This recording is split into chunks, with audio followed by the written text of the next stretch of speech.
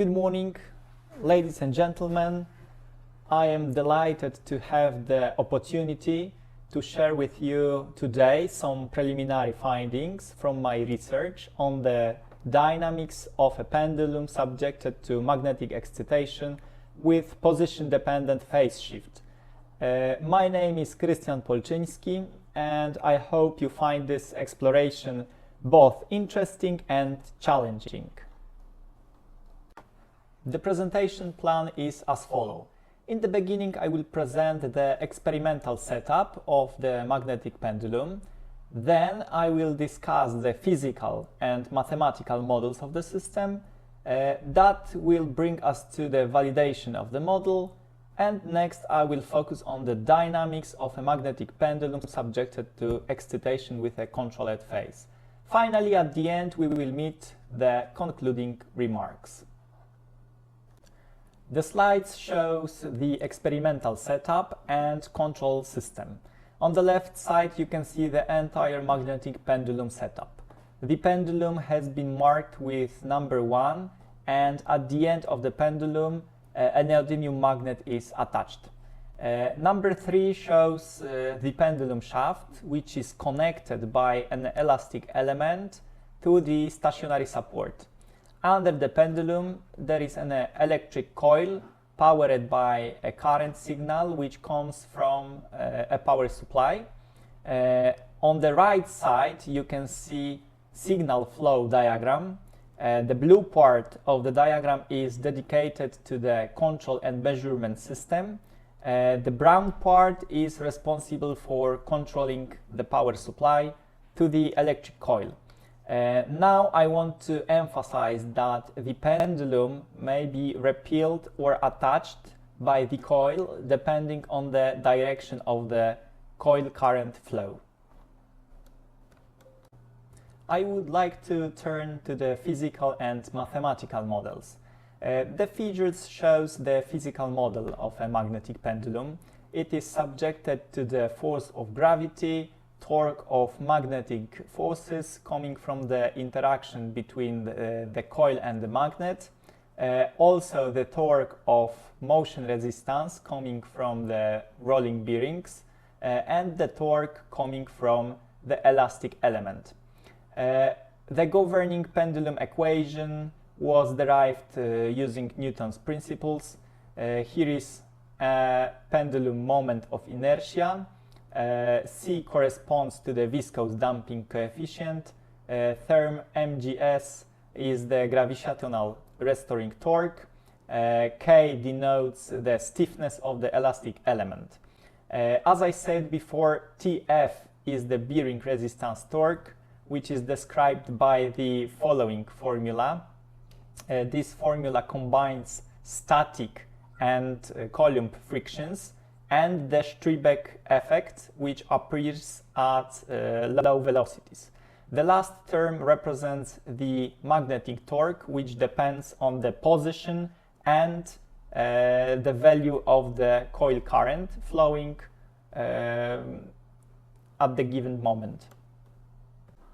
Okay, so the magnetic torque was determined experimentally for various constant coil currents. In this figure, the experimentally measured magnetic torques are shown by points. For the approximation of these points, we used this function, which has only 2 parameters, a and b. The fitted functions are marked with solid lines in this figure. Of course, those torques are symmetric about the axis of the zero pendulum deflection angle. These parameters A and B depend on the current flowing through the coil, so it is necessary to determine how they change with the coil current. For this purpose, we made this graph of the parameter values versus coil current. It is easy to notice that parameter B is constant, while parameter A can be described by linear function with the slope kp. So, taking into account the dependencies of the coefficient A and B, and assuming that current flowing through the coil will be a harmonic signal, the magnetic torque can be written as follows. Okay, so in order to generalize our research, we decided to write the equation of motion of the magnetic pendulum in a dimensionless form using the following scaling factors. As a result, we obtain this dimensionless equation with such coefficients. Now I will tell you about the preliminary research. The table contains the value of the dimensionless coefficients that we used for numerical calculations. We began by examining how the magnetic field generated by the coil affects the stability of lower equilibrium position of a pendulum. The sinusoidal coil current can take positive and negative values.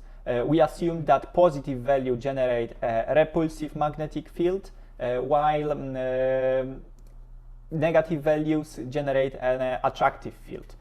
On a phase plot, it can be seen that for a negative current, a stable focus can be obtained, while for a positive current, we get a saddle point.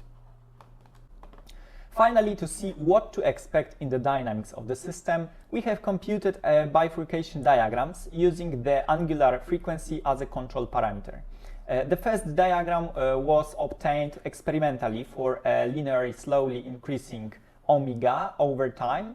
The second diagram is a simulation representation of the experiment.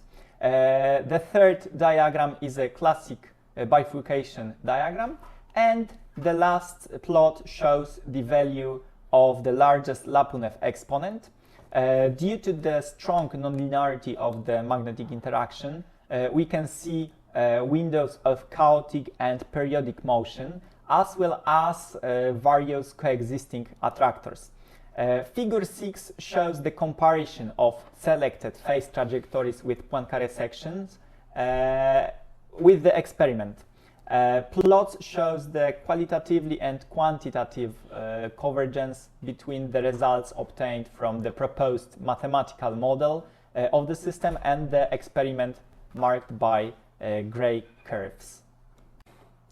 In a further part of our research, we decided to investigate how the magnetic pendulum will behave when the excitation phase is linearly dependent on the dynamic variable, which is the position of a pendulum. So, substituting equation 8 to 7, we get the following system, and for this system we perform numerical simulations. For such a system, we have conducted a series of numerical computations on how the responses of the system will change at a constant frequency, but with changing values of the excitation amplitude and the phase parameter P. The slide shows the basins of dynamic solutions we have obtained for different frequencies. Each simulation was performed for the same initial conditions. Here is a legend of what kind of solution we got. We can see that the spectrum of solutions for each frequency is very diverse. In each basin, we can distinguish area of periodic and chaotic motion. We can also note that the areas of periodic solutions are usually arranged in an elliptic manner. An interesting phenomena also occur when we made a bifurcation diagram for one selected value of the P parameter, assuming the excitation amplitude A0 as a control parameter. Please note that this diagram is a little bit misleading because solutions with different periodicities lie close to each other, and for example, for this excitation amplitude, we have period 4 solution, not period 8 solution. Here, phase plots and Fourier spectra of periodic and chaotic solutions are presented. Please have a look how many frequencies those solutions possesses, and those peaks are multipliers of each other. During numerical studies, it turned out that for different A0 values along almost the entire length of the diagram, we can find period 1 oscillations which has the same phase trajectories, Fourier spectra and time series.